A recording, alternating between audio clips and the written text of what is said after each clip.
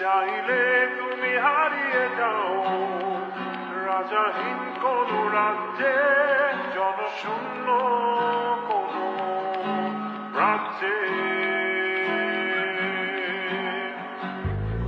যদি চাও দাঁড়িয়ে দাও এই স্বচ্ছ জল, গরম